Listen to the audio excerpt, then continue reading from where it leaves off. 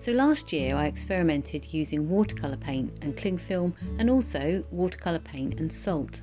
And it was a really quick and easy way to create some really lovely backgrounds. And because I've been using my Inktense pencils much more recently, I thought it would be really fun to see what the effect would be using the Inktense pencils. Would it be the same, or would it react differently?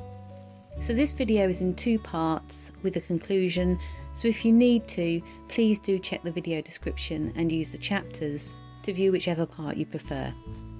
To start with, Inktense and cling film. Now this process is really simple. Now I'm going to use the Inktense pencils using the plastic palette, and if you'd like to know more information on how I use this and why, do check out the video description for a link to that video. And the first thing that you need to do is to tape down your watercolour paper.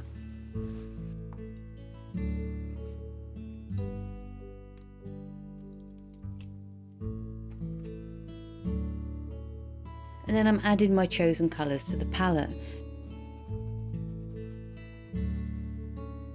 Now I've chosen 3 colours here, and I'm just allowing them to overlap very slightly as I scratch them down.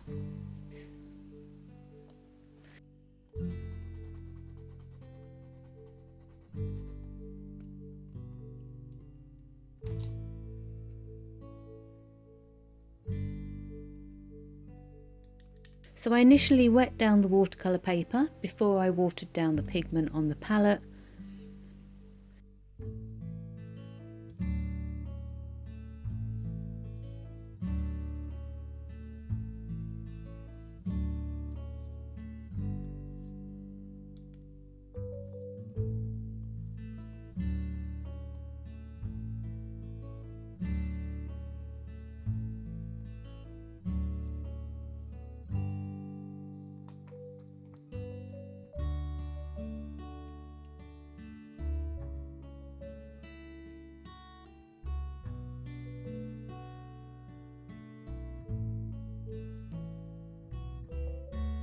And when adding the pigment to the page, I just layered it over in stripes.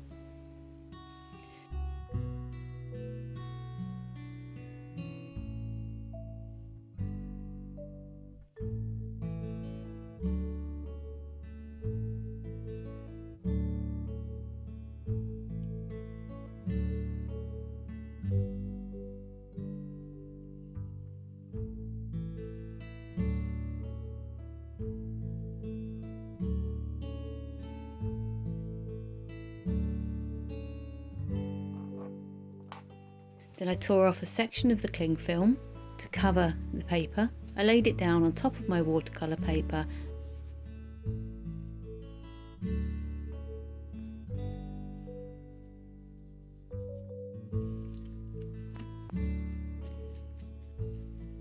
And then I crinkled it up a little bit and flattened it out.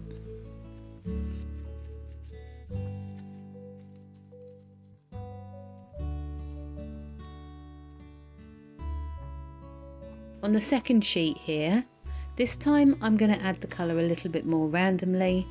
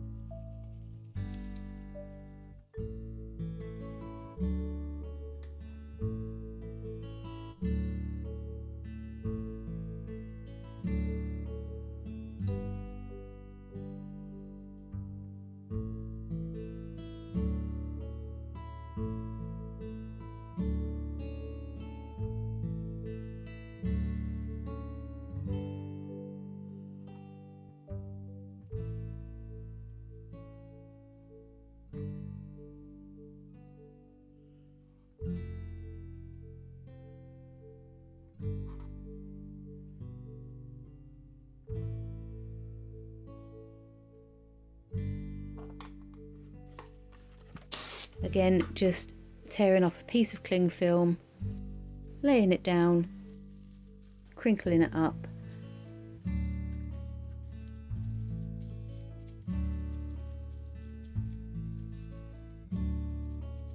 and then leaving them to dry. There's no need to take the cling film off. I just put mine to one side, I left them overnight, and the next day, once it was all dry, you can just peel back the cling film to reveal your background. Just beautiful. It gives a kind of ice effect, which looks really, really pretty.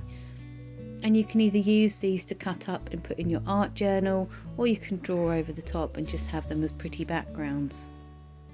This first one's given off landscapey vibes with the stripes, and the second one just feels a little bit smoky. Maybe it's the colours.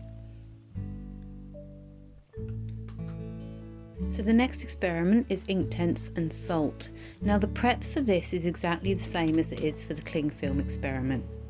Tape down your paper. And again, I am using a plastic palette, as I do find that gives a much clearer end result for using the Inktense pencils. Just scrub your colours onto the palette.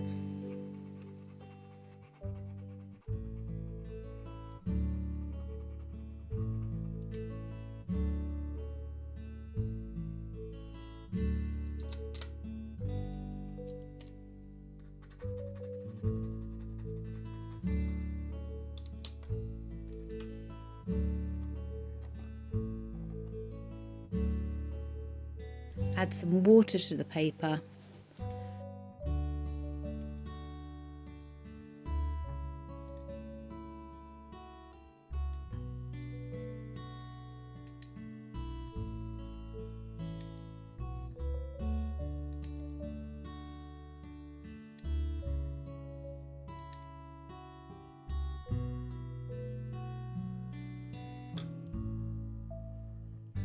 Add some water to the pigment, and then add the pigment to the page.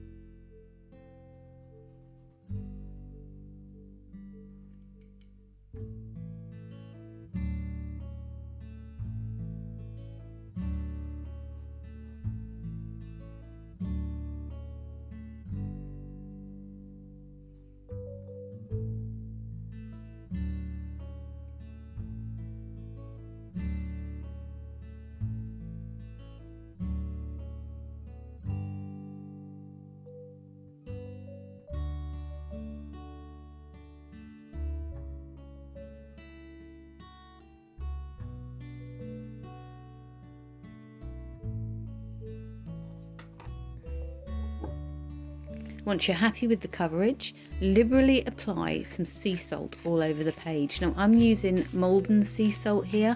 I don't think it makes any difference what type of salt that you use, but I just liberally sprinkled it out of the salt grinder.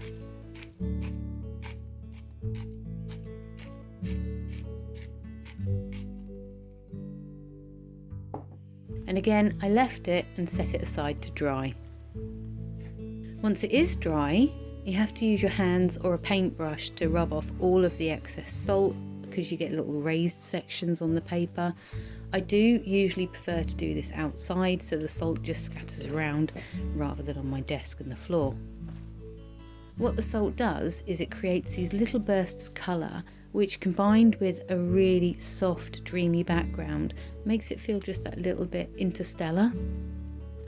So these are really, really quick and easy experiments to do, and I can highly recommend you have a bit of fun with them yourself. In conclusion, the results here are very, very similar to the experiments that I ran with the watercolour paint, but the advantage is that the Inktense pencils won't reblend if you want to draw over the top, or even if you want to add more colour over the top. So I really hope this has given you a little bit of inspiration on how to use your Inktense pencils to create some really fun backgrounds.